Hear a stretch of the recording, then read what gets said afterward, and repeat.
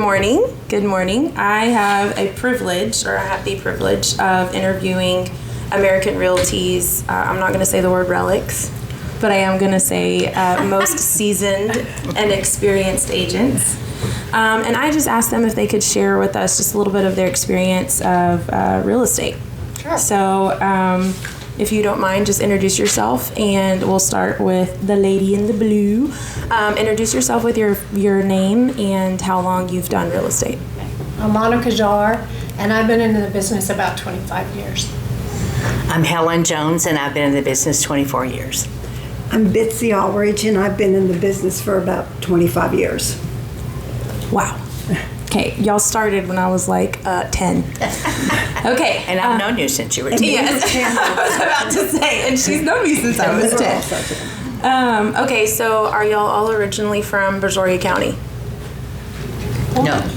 Okay, all right. Tell us a little bit about where you're from, maybe where you grew up and how you got here to Brazoria County.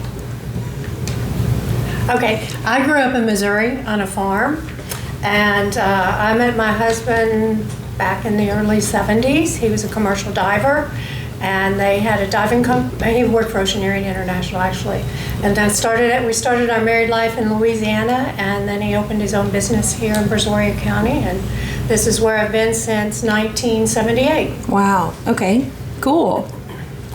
I'm from eastern Arkansas on the Mississippi River, and about 60 miles south of Memphis. And I came here, I met a guy that was from right outside of Houston, and fell in love with him, and we moved here, went to finish college, and came here for Dow Chemical. Oh, okay, Dow brought you here. In Okay. 1968. Wow. And I grew up in San Antonio, and I met my husband at the University of Texas, and he grew up here in Lake Jackson. So we lived in Houston for a while, and then he decided he wanted to come back here. So that's what we did, and we've been here since about 1970. Wow. So you guys have seen the upswings and the downswings and the shifts in the real estate market. Yes? All right. I would like to know, first of all, what motivated you to become a real estate agent? And as I ask the questions, feel free to, I'd like to speak, or, but what motivated you to become a real estate agent?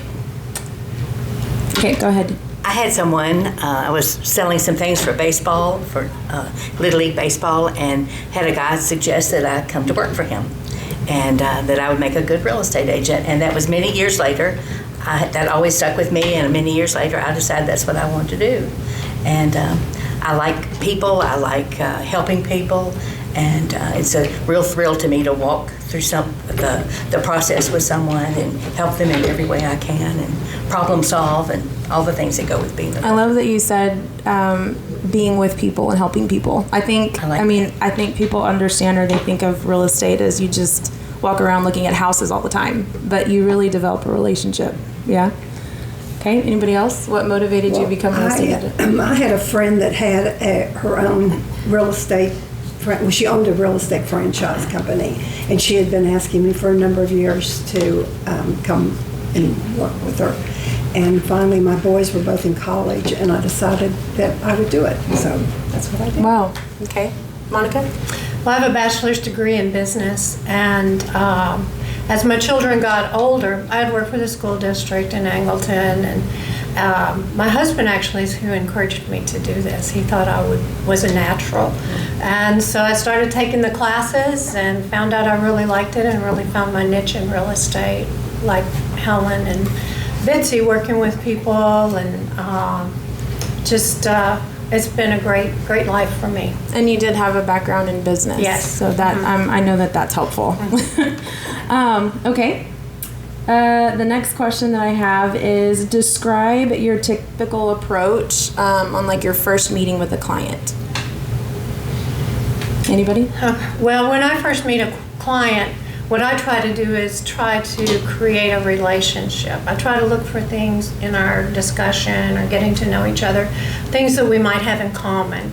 And, I always try to remember something special that an individual tells me about themselves, whether they just got married or their kids are in college or somebody's having a baby. So later on... That's a lot of detail. Yeah, later on when we talk, I can say, oh, did your son and daughter-in-law have that baby? I'm sure you're really excited. Just try to create those relationships. People appreciate that. They're just not somebody you're out showing houses to. They're an individual who you're creating a relationship with. Wow, I think that's gold. Thank you. Okay. The next question I have is, I know that everything has changed, I'm sure, in the past 25 years. I want to know a little bit about, and this isn't necessarily like written in script, but I want to know your perspective on how has it changed over the past 25 years of how to engage with a client, how marketing is different now. What does that look? I would love to hear what you think that's like, or how it looks, or maybe the challenges that you face. Well, I think how you treat your clients hasn't changed at all. But I think, before you were able to get phone calls, people would walk into the offices, where now everything's on the internet. Do you like that? Well, this time in my life, I'm really am not out looking for new clients, and so I just have a lot of repeat business. Yeah. With people. So I imagine it's different, but I think you just have to adjust to the times and the way things are marketed. I love that. And when we started, really, the computer was not used. No. We had a book that had the MLS sheets in it. What was the name of the one? What was the name once the internet did come out? What was the name of the search engine? I know now it's hard, but what was it called here? Was it Navica? No, Yeah, it wasn't. no. What was it called? No, I can't even You remember. know what? I can't even Remember. remember. It's been so long ago. I wow? don't know. We had 3 computers in our office. 3? And we We had shared them. but we all shared them. And Nobody it had was their in own another room. individual one at the time, but And we had books that we looked the properties up in. So you mean you actually had to read? Yeah. Yes. it had the picture, it had the description, it had everything that you see on HAR now. Yeah. But it was in a book, and so and the book was about that thick. Oh, and yeah, so like you the went phone through books it all. Yeah. that we It used was to. broken up in towns and then price range. And if you wanted your customer to have a copy of it, you had to go make a copy of that page. And then we could- And you were lucky if it had a picture. Yeah, Well, that's true, yeah. because there were no rules. So you didn't even know what the interior of that house was going to look like. Oh, that was fun. Yeah. Who has a fun story about the very first time, or like the first house that you're like, why did I come show this house? Does anybody have a story? Like a horror story of like, this was the worst experience I've ever had? Well, I will tell you one time when I was first in the business, we walked into this house, the clients I had, and it was the most hideous colors.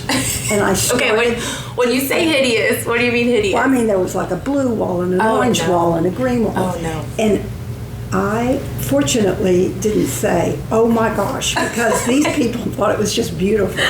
So from there, I learned, what my opinion isn't what their opinion is, and to keep my opinions to myself. So beauty really is it's in the eye of the beholder. Yeah. Yeah. Oh, no. So you need to Well, the just. one I walked in had no beauty. On the outside, it was It's not. like, it's But not. we walked in the house, and it had this beautiful staircase that went up like that. And we walked in, and there was dog poop everywhere. Oh, no. There was dog poop all up the stairs. Oh. It was on the floor. It was every place. And we walked in on tile, and the rest of it was carpet. And my customers looked at me and went, "Do we have to look at this house?" I said, No, absolutely not. And we left. Ooh. Oh, no, I don't think I can handle that. Monica, do you have a horror story? I can tell you about a listing I got. I would love time. one. I would love I've to got hear. a couple of them, but I'll tell you this one. So it was a foreclosure property out in Danbury. And we went with the constable out to, put a lockbox on the house and see if it was vacant. Did that make you feel uncomfortable? Well, I did a lot of these back in the day. So. But this one was especially interesting. Especially. So they had not moved out. Everything was still there. We got there. The owner showed up. There were guns in the house. The constable made him go in and get his guns. And I'm thinking, okay, we're giving this crazy person his guns, but fine, he's got to go get them. So we went in and got his guns. And then we walked through the property. There were dead mice and rats behind the doors. This place you just had paths to go through. So we did list the property. Well, after we listed it, the owner went out and put caution tape all around the house because it was landlocked. And he said if anybody came to see it, he was not going to guarantee that they would be safe. Oh, no. So that's how we advertised it. But as it turned out, one of his family members bought the house back from the mortgage company, and he got to move back into his house. I don't think I would have gone. Like, the moment that the constable has to take me to a property, I'm going to be like, you know what? I'm going to sit this one out. I'm going to sit this one out. It's not that big of a deal. Can you guys share I just had my first, I guess I would consider it a difficult conversation, but I mean, it wasn't difficult, but for me, it was uncomfortable. Can you share, with discretion, one of the most difficult maybe interactions or conversations you've had to have with a client? I can't tell you all the details, but I can kind of share the situation. So I had this property listed over in the Brazoria area, and the lady that owned the property lived in front of it. So the buyer I was working with was interested in the property and didn't make an offer. However, I did have to disclose some of the background of this particular buyer. And she said, well, I just can't sell to this person because of the background. And so I had to go back to him and explain to him that she was not going to be able to, negotiate with him or execute a contract. But I did assure him that I would still represent him in a transaction, but it wouldn't be this one, and we'd have to move on to another property, which we did. We found another property that was suitable, but that was a really difficult situation. But I think on his perspective, I think he appreciated at least your integrity of like being willing to say this is going to be an issue. However, I will represent you. I think that's really big. Yeah. So that I appreciate that. Bitsy, did you say you had? Well, I had a client who, I don't want to go into big details about this, but anyhow, she was going to sell her home, and her husband had been incarcerated, and I had to go up to the courthouse to get him to sign some papers, and I walked in and went to the bailiff and said I needed to get this person to sign the paper, and there's prisoners, and they're all chained together in their orange jumpsuits. And he said, well, just go in there and have him sign it. And I was like, I'm not sure what he looks like, and no, I'm not going in there. And fortunately, his attorney came, and he was able to go in there. But that was probably one of my worst. I can imagine. Oh, my. Wow. But we did get the house sold. Oh, praise the Lord. Yeah. Thank you for favor. All right, let's see. I would like to know, in your experience, especially over time, and to someone new,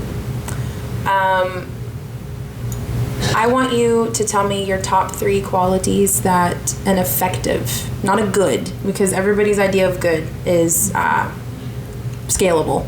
So an effective agent. Give me 3 qualities that you've seen that have been effective for an agent.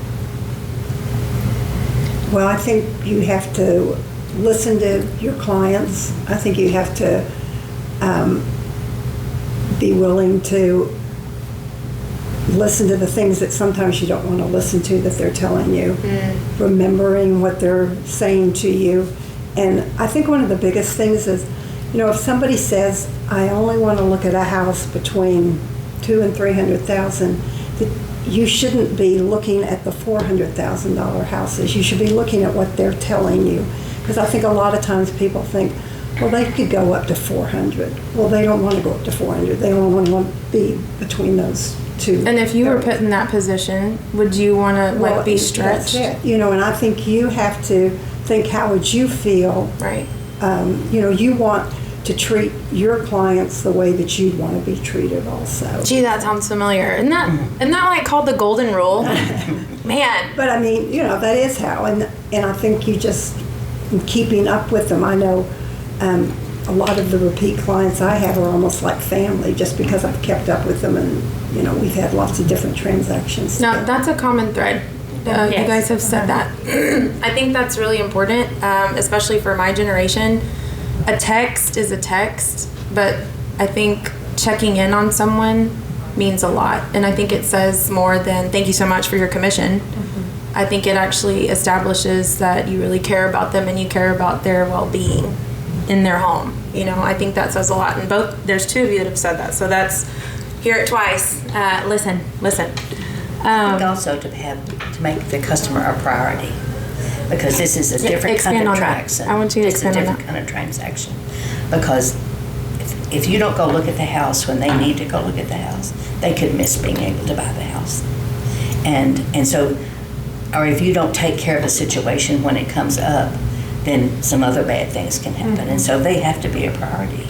And you have to learn how to balance your life with that.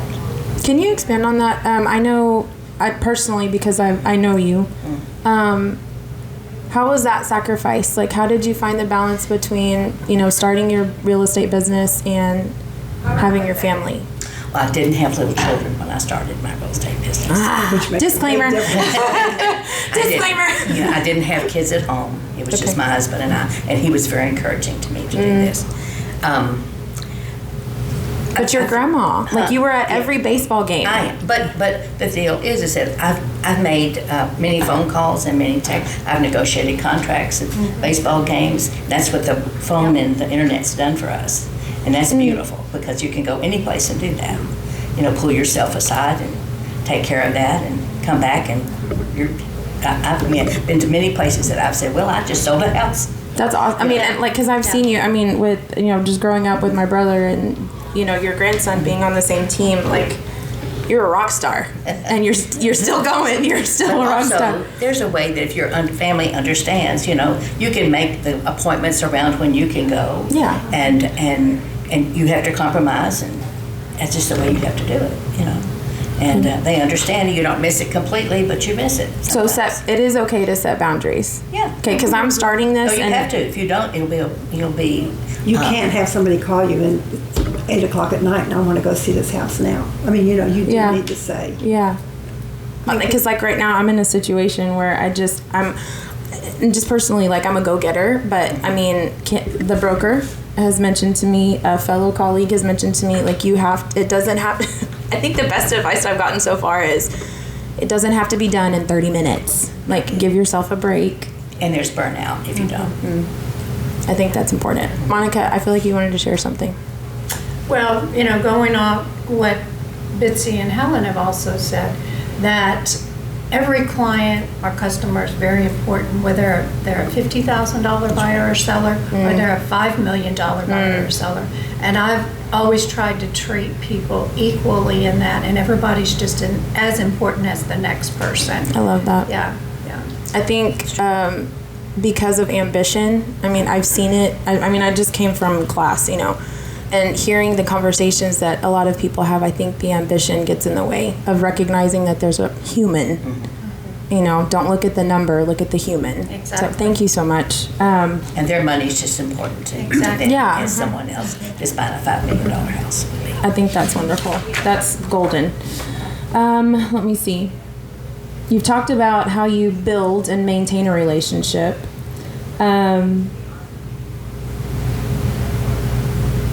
How do you address, or how do you handle the challenges of the market changes? How do you address that to a potential client?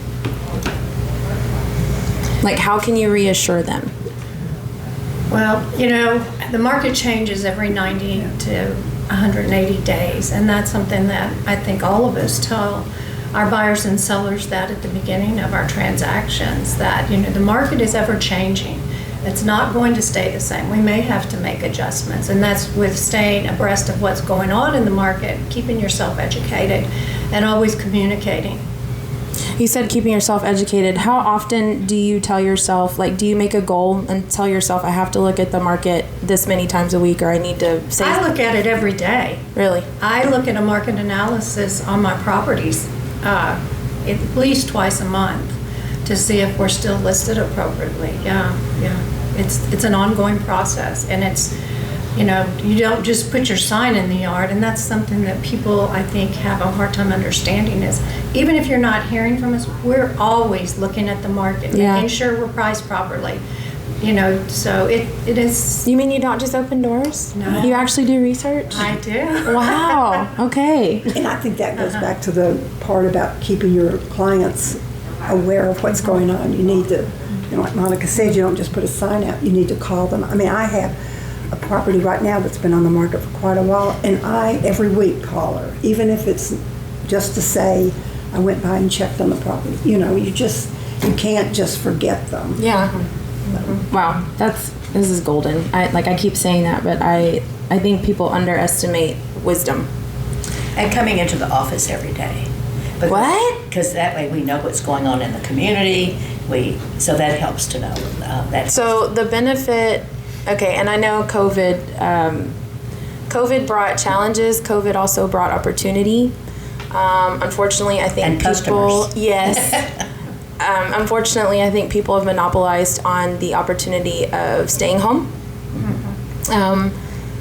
Can you share just a little bit about maybe how effective it is to actually come to work? To me, and I've seen this in my own life, if I don't come into the office, I don't sell anything. If I come into the office, and I don't know why anybody would know that, but you just, I don't know. So there's something Charles used to say. Work. And tell us about who's Charles. Oh, Charles Castleberry. He was our first broker for American Realty. He was the founder of American Realty. And how long has American Realty been established in Brazoria County? Do you know? Gee, almost 70 years now, I think. Yeah. It's incredible. It produces people like you. Okay. We haven't been here 7 years. No. no, that would only make you. We're not that old. No. We're not that real. That would have meant you started at 18, right? Yes. Okay. No, Yeah, but just younger than that, actually. oh, okay, like 15, 16, illegally. I would like to really. I think that's really important for my generation, especially It's very easy to market now with the cell phone and with social media. It's extremely easy. But I think the quality of actually going to work and understanding what that means. So people have this misconception or misunderstanding of real estate agents. They just go open houses and they move furniture around and they stage homes. But expound upon what it means to come to work and actually work. Like, what does that look like for a real estate agent? I think it's really important. I think it's important to come and interact with all of them here. You mean actually talk to someone, Yes. like face to face, not just over the phone? And it's important to listen to other people solve their transactions. And I think the newer agents, when Helen and I, after I left the other agency, we were at Coldwell Banker and we were kind of in a bullpen area like this, and there were older agents in there, and you could sit there and ask them any questions and just listen to what they were doing and how their transactions were going. Yeah. And it really helps to be able to be in a situation like that, where if you're just at home, you don't know what you're supposed to be doing. I mean, I can attest to that. I was sitting over here last week and I had questions pop up about property, like asking deed restrictions, asking about paperwork that was necessary for a contract. And I was like, I don't know what I need. I don't even know who to ask. But just being able to say, hey, Michelle, or hey, Linda, it's invaluable to come. We had a lady that, she was such a precious lady, and we both love her, but she would say, she would hear us talking on the phone. I feel like there's a story. There is. Okay. But anyway, she would say, she said, Bitsy, I sat here, Bitsy sat here, and then she sat over here. And she'd say, now, I don't want to interfere. She said, I have an opinion. I would be, and we were open to this. No, I was she not good, insulted though. at all, ever. I mean, she was a top producer. Wow. And Wow. she said, I don't want to interfere, but you can do this. Wow. I don't want to interfere, but this is what I would do. And then we would get her engaged in a conversation because she was very knowledgeable. Yeah. And I've asked her some questions, and one time, I'm not going to say that. You started it. No, I can't. Okay. All right, Monica, do you have? Well, when I first got in the business, I guess I was in the business probably about 2 years or so. I teamed up with Susan Perry. And Susan, at that time, had been in the business about, I think, 6 years. And we were a team for 20 years, which she's not active anymore, but she still is licensed and has a broker's license. But Susan's very knowledgeable, and man, she is precise on contracts, doing opinions on pricing properties. I learned so much from her, and we actually had our own brand. I mean, all these new teams coming up now. We were one of the original teams here in Brazoria County. Wow. And I have the privilege of working with one of them. Wow. but it's just, when you come to work, you get in the mindset of real estate, you know, and you just, because you're thinking about it, and what do I need to do for this buyer? What do I need to do for this seller? Or somebody might come to you with a problem, and you can help them solve a problem maybe that you don't know the answer to. So it's really valuable to come in and interact with people. I think that's really important. And not for 5 minutes. Yeah. And not for 5 minutes. And not for 5 minutes. That's key. Okay, just one last question, unless you guys have other things that you want to share.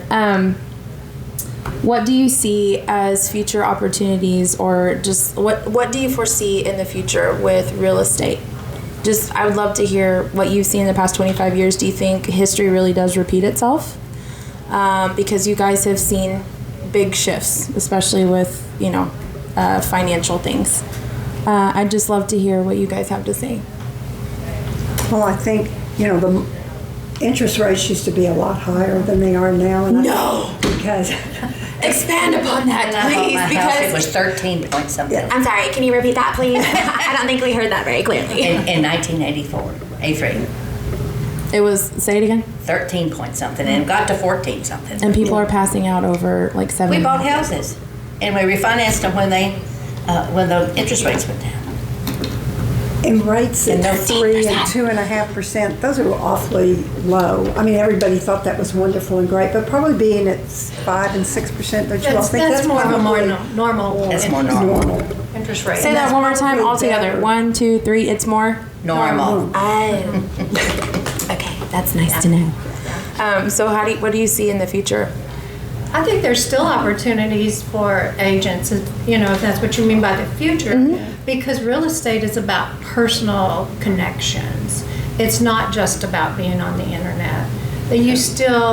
Buyers and sellers still need an expert to guide them through the process. There are so many people behind the transaction. You have appraisers, inspectors, contractors. Get your notes out one more time. Appraisers, inspectors, contractors. Title companies. Sometimes lenders. In lenders, sometimes you have to send mobile notaries. It's people just don't realize how many other individuals are involved in one transaction. And do the buyer and sellers ever get to see that? Who actually gets to see that? Well, yes, they do get to see that because, you go to the title company to close. If there's something on the title that is found during the title search, then has to be corrected, then the title company reaches out to them. Their agent should be reading that and reaching out to them. They have to have a survey. Yes, they experience the inspections, which is always a hurdle. So. Have you had a horrible, I'm sure. Have you had a horrible inspection? Oh, yeah. We've all had them. I just had a 56-page one. Yeah. 56 pages? Yes. I had a 150 page Yeah. one. Can you top that, Bitsy? No, I haven't had that many. Wow. I mean, you'll get them where you think, but this house is still standing. I mean, it'll make it sound like the entire house is getting ready to fall down. And people are living here. Yeah. Oh my gosh, And they're that's still alive. awesome. It hasn't crashed on them. People are still alive. Oh man, what a journey! Wow.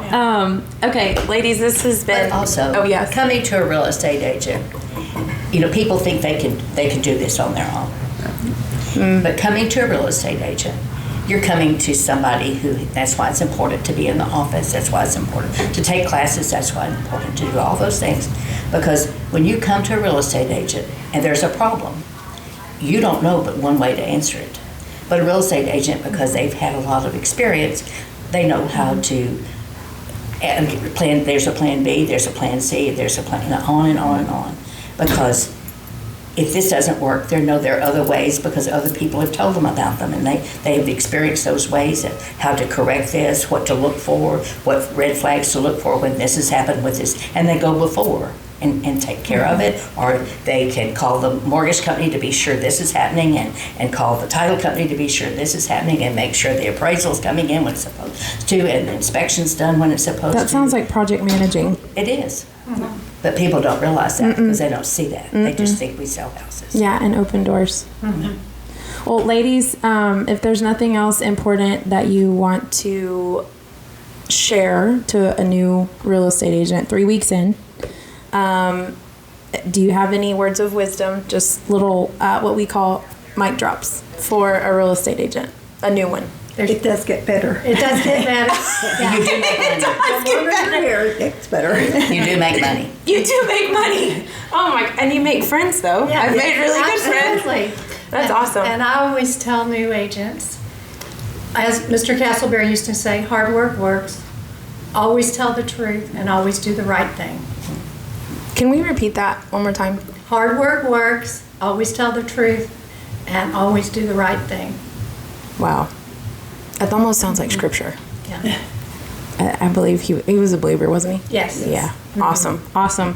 Ladies, I know I've had fun. Have you had fun? It's been great. Wow, this has been really fun. They thought we were singing. They were getting ready to sing. We did We could sing if we No, I can't tell you how much I appreciate you guys willing to just kind of pour in to me and being willing to do the crazy. So I look forward to learning from each of you. And thank you so much for what you've poured into the little town I've grown up in. So thank you all so much. I appreciate it. Thank you. Thank you.